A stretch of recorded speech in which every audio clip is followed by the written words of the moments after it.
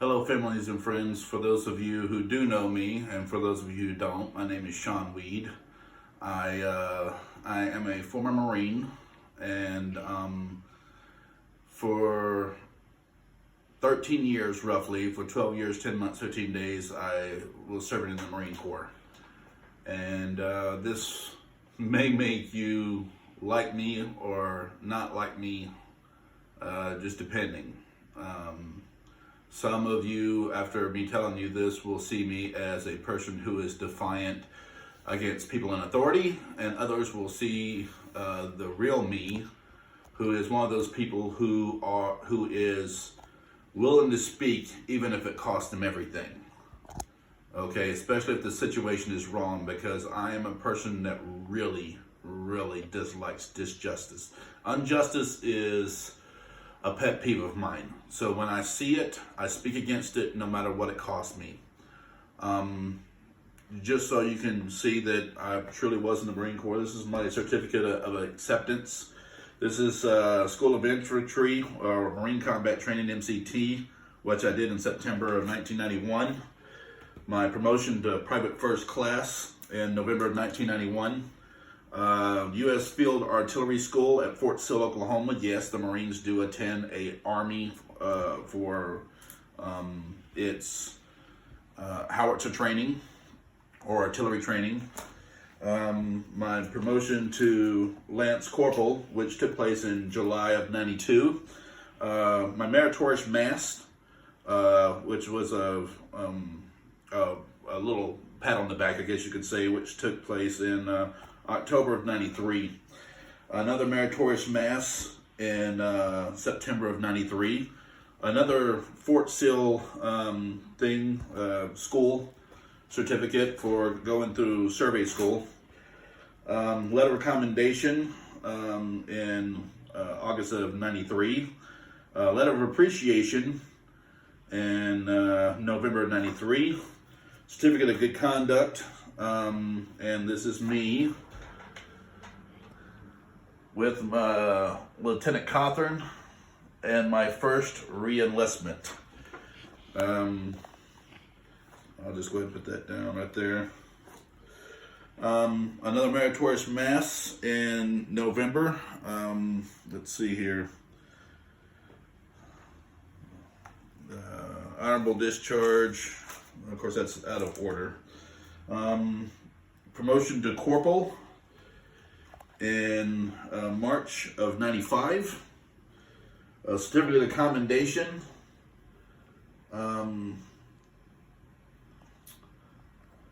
In what day was this? August of '95. Meritorious mass in November of '95. Corporal's course. Promotion to sergeant. Let's see. Sergeant's Academy. Certificate of commendation. November '96. Certificate of good conduct. Let's see. That was May of '94. That's out of order too, because I'm in '97. Okay. Dishonorable discharge. Certificate of re-enlistment. This is my re-enlistment here. Again, my second re-enlistment, which took place in May of '98.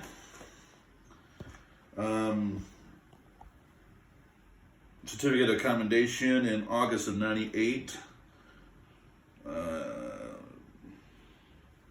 Certificate of completion from recruiter's course. First guy that I recruited right here. First blood, Robert William Smith Jr. Of course, that was in Arkansas. My last re-enlistment right here. That's me, last re-enlistment as a staff sergeant.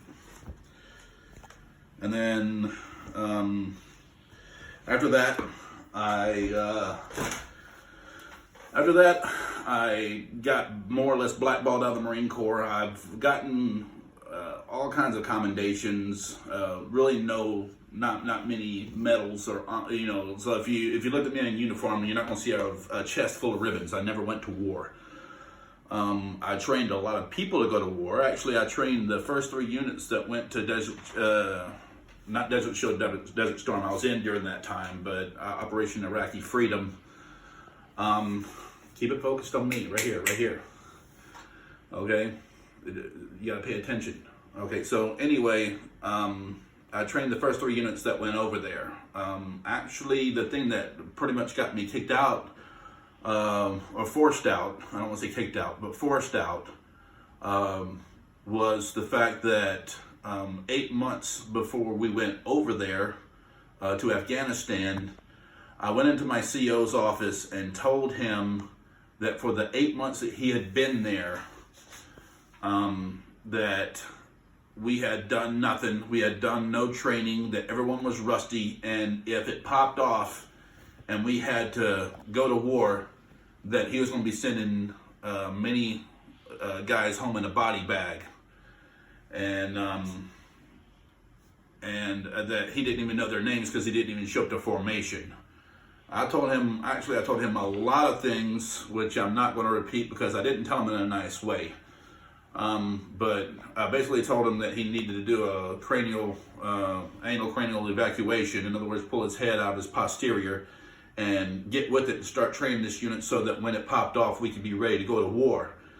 And of course, he didn't want to hear that coming from a subordinate.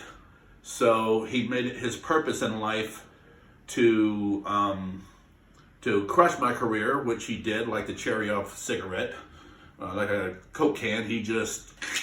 And it was done. He made me non-promotable, but he couldn't take my rank because I was already a staff sergeant, and in the Marine Corps, it takes a group of generals to promote you to the rank of staff sergeant. You have to be selected out of a group of your peers. And I was actually the first time up for promotion in the underzone. They almost selected me. I missed it by like 23 votes, which is almost a near significant amount, but it wasn't enough to get it. But the next year I got it because they saw me as a person who truly did care about my career and about being a Marine, and focused in on training. And that's one thing that I even told my captain during that closed door session where I was chewing his butt, oh yeah, I might as well mention his name, J.C. Smitherman. He was a captain at the time, and he actually stayed around. Normally a normal time for a captain to maintain an artillery battery is for 12 months. He stayed there for 16 months. He stayed another 8 months just to ensure that when he picked up major, he could fire me. He could pull a Donald Trump, come in there, you're fired. And that was it. And that's what he did. He tried to get me to quit the day before as a captain, and I told him more or less to pound sand, kick rocks. I was not going to quit, especially when I know that I was right. The next day he picked up major, he came out of the field, and he said, pack your bags, you're gone. And there was nothing I could do at that point to stop him because he was no longer a field officer, but he was a garrison officer, which makes a huge difference in their power in the political arena. So just to let you know, when it did pop off, they put all 12, actually we were out in the field at the time, they put the other 11 units to make a total of 12 artillery units out in the field. One artillery unit passed the McCree, which is a Marine Corps Combat Readiness Evaluation. And that was my unit, because we had, for the next 8 months after I chewed his butt, we had been in the field constantly. Actually, at that time, we had 8 staff sergeants, to include me as one of the 8. At that time, and by the time 8 months had passed, all of them had bailed out except for one, me. And then we got a new staff sergeant in who wasn't even part of the original crew. So there was only 2 staff sergeants at the time that he fired me in the entire battery. The rest of them had fled for their lives. They joined recruiting duty. They did anything they could do to get out of that unit because he was killing us. We were out in the field constantly. Out of the 8 months, we probably spent a mass total of 2 weeks or 14 days total, sporadically, in between field operations to be with our wives and kids. During the next 8 months, we might as well have been in war because we were out in the field and constantly training.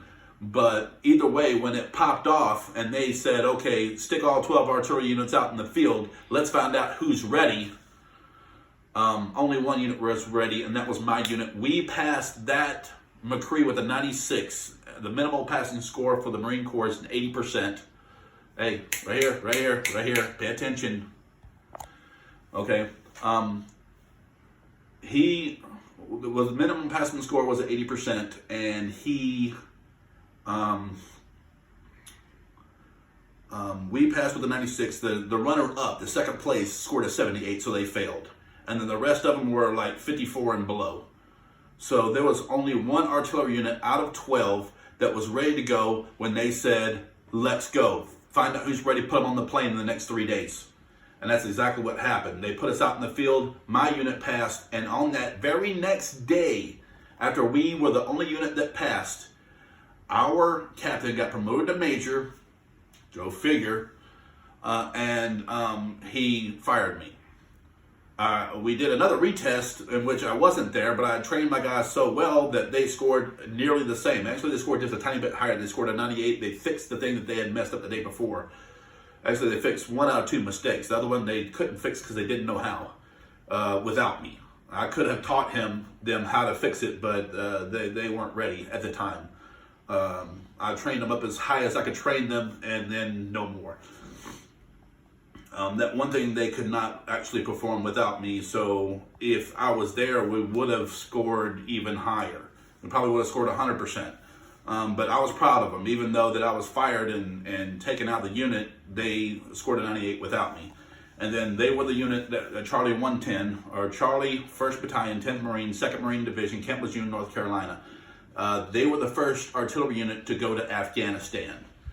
And, but the moral of this story is twofold. One, if you're going to speak against your superiors, you better be ready to pay the price. And I was ready to pay the price because I knew the outcome would be a positive one for the unit and a negative one for me, but I was ready to pay the price for that. And second, like the old saying goes, you can win more, you can catch more flies with honey than with vinegar. Okay, if I could go back and change that one thing that I did with my life that really crushed 11 years, that flushed 13 years of my life down the toilet, I would have only changed one thing. And that one thing is how I said it to him, not what I said. I would have tried to find a nicer way to say the things that I said to him.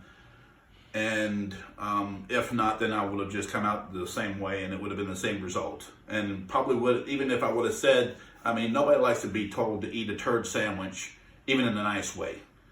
Okay, and that's basically what I did. I was telling him to eat a turd sandwich, and it more than likely would have had the exact same end results. Okay, but I only tell you this to let you know that, the kind of person that I am. That when it comes down to it, I will keep my mouth shut because I hate politics. I really do. But if it comes with me having to pay to make a better situation for everyone else, I'll do that. I'll sacrifice myself for the team so that the team survives.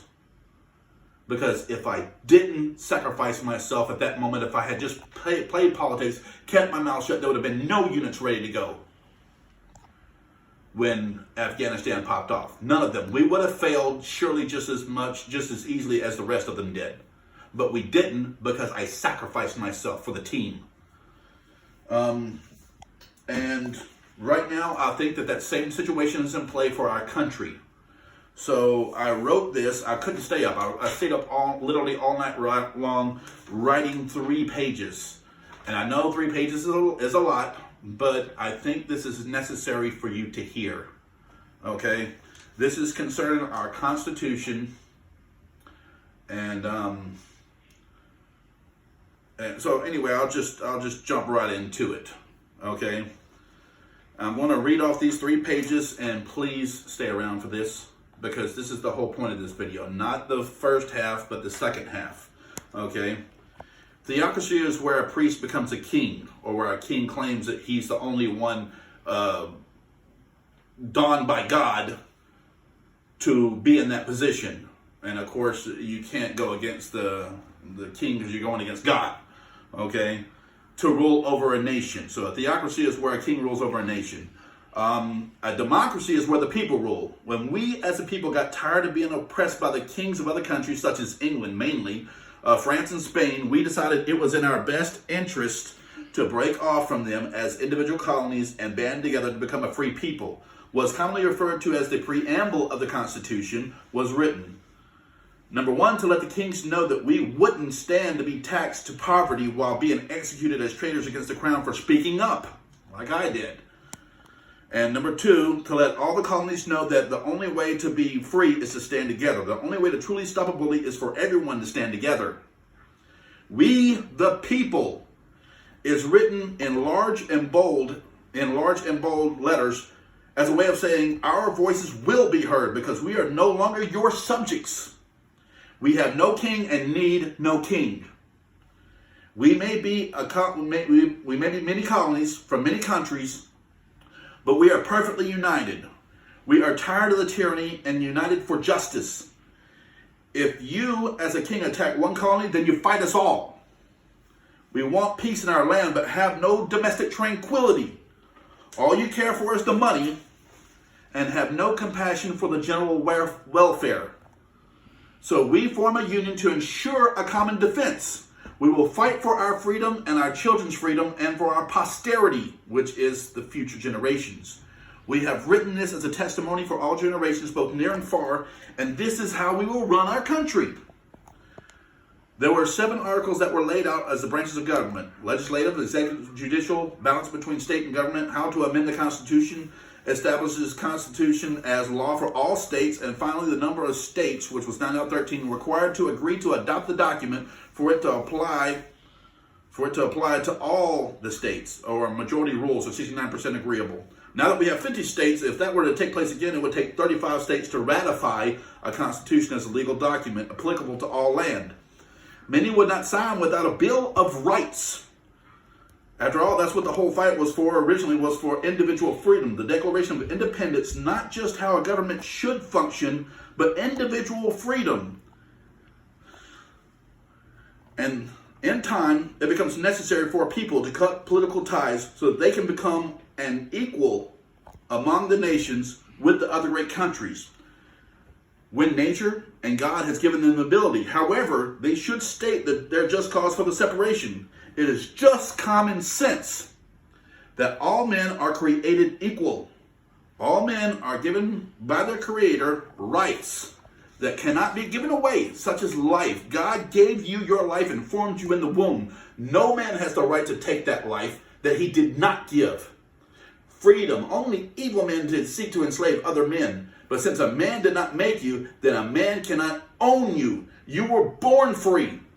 And the pursuit of happiness, which is God-given. When one is secure in his life and freedom, they can chase after his or her dreams. It's necessary to pause here to address an individual rights under the Bill of Rights. Freedom of speech, press, assembly, protest, religion, the right to have weapons.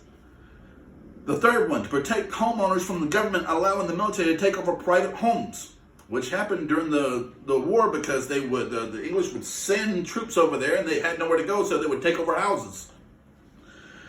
Number 4, the fourth one, bars the government from unreasonable search or seizures of individuals or their property. Stop it. 5, protects the suspect of lynching and no imprisonment without due process, the right to remain silent, and double jeopardy. Trial by public, impartial jury. 7, jury trial in federal cases. Number 8, bars executive bail and fines and cruel and unusual punishment. Number 9, that we have other rights even not expressly written. And the 10th one, only the power listed are governmental, and all other powers belong to the states or the people. These are the 10 amendments that limit government in its relations to its citizens' individual rights. Anyway, there are freedoms from God, such as life, liberty, and the pursuit of happiness, and individual freedoms as a citizen of a government. But that government has a structure and a responsibility. The structure of the government is covered in the 7 articles of the Constitution, which we've already covered, but the responsibility of the government is covered under the Declaration of Independence. It is the responsibility and purpose of the government to use its power to secure the freedoms of its people.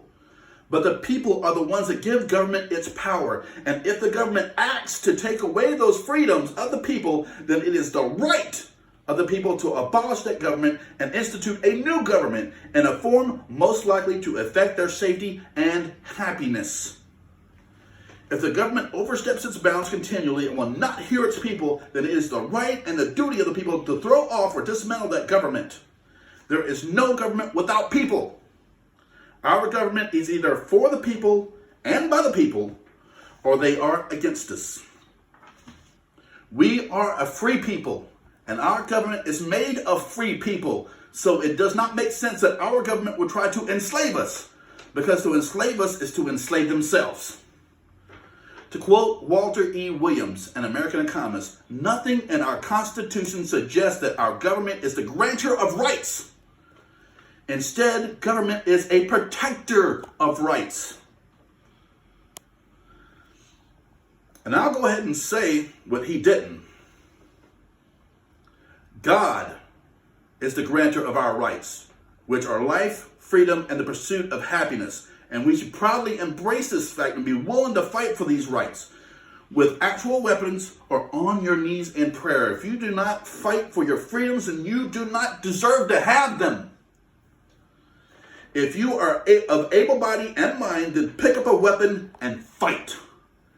If you are not of able body, then fight on your knees in prayer. Make no mistake, in a socialist society or a communist society, you do not have personal freedoms that you have in a capitalist society. In these societies, the government owns you. You do not have the right to speak freely. The police can enter your house with no warrant and search you in the street without cause, and you are guilty until proven innocent. Our right to our freedom, life, and happiness, and that God grants, is our strength. Without them, you are a slave to that government, no matter what they give you. They can give you free dental, free medical, and education, but you are still a slave to that communist or socialist government. The major drawback to a capitalist society is greed. Big business, Wall Street, i.e. millionaires and billionaires, can buy a vote or even an entire person, which is why all government positions should be limited. Just like the office of the president is limited to 8 years, so should all offices be limited to 8 years. This is too much power for people to be holding for 30 to 40 years.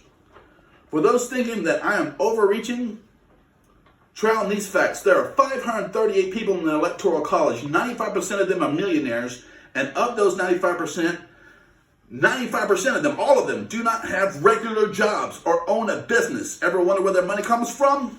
Ever wonder how $2 billion ended up in the Clinton Foundation? Don't be foolish enough to believe that China, Russia, big oil, pharmaceuticals, and tech industries are not putting ridiculous large donations in their coffers. Our government is bought and paid for, but not by anyone who wishes its citizens well. Social distancing is a nice way of saying screw your First Amendment rights of assembly. Tech companies taking down your posts or your videos they don't agree with is saying screw your First Amendment right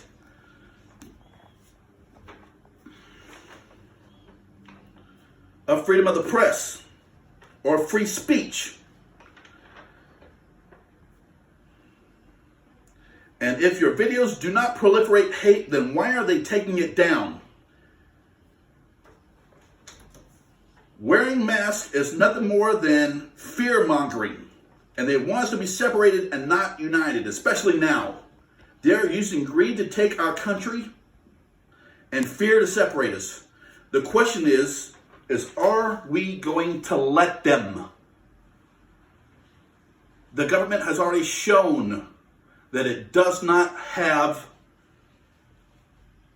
our best intentions in mind or our freedoms in mind. It says specifically, you shall make no law barring these freedoms. And they already have. They're slowly and systematically taking away our freedoms. If you are not willing to stand up, then you don't deserve them. End it.